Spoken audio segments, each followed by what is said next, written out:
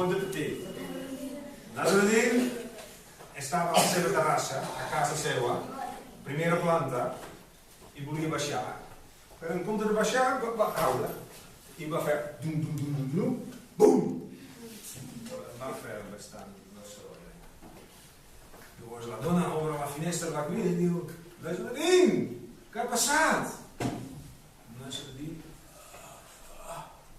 no, res, com que res? He sentit alguna cosa? Sí, m'ha cagut l'abric. L'abric? I què era aquest soroll? O no? Jo estava dintre de l'abric.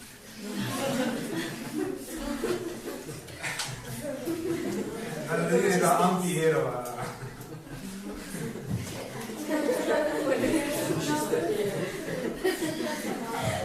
Sembla una tonteria, però quantes vegades ens hem pogut defendre per no semblar tontos? Qui ho hem fet? O quantes vegades hem culpat l'altre? Que no sentia que nosaltres hem estat.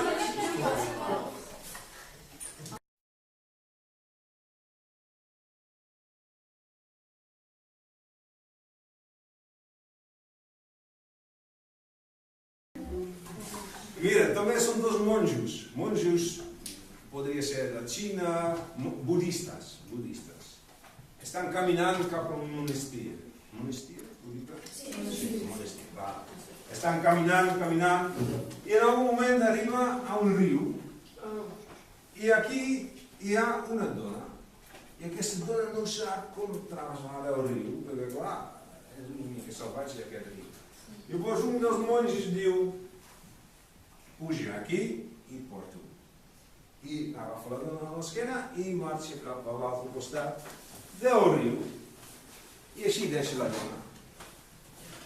L'altra monja queda allà amb ulls de taronges. Així que, però què passa aquí? Com? No pot ser. Un monja no pot tocar una dona. Són les regles de la religió. I que el tio ha agafat una dona sobre l'esquena. Això no pot ser. El primer monge ja caminava i anava ben bé endavant. I el segon monge darrere també travessava el riu així. I en el cap només podia pensar: no pot ser, ho he fet malament. Ha agafat la dona, no pot ser. L'ho he de dir, ho diré. I així anava.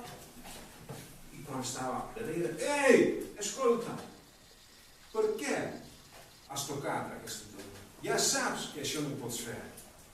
I saps què diu el primer monge? Jo ja he deixat la dona, però sembla que tu encara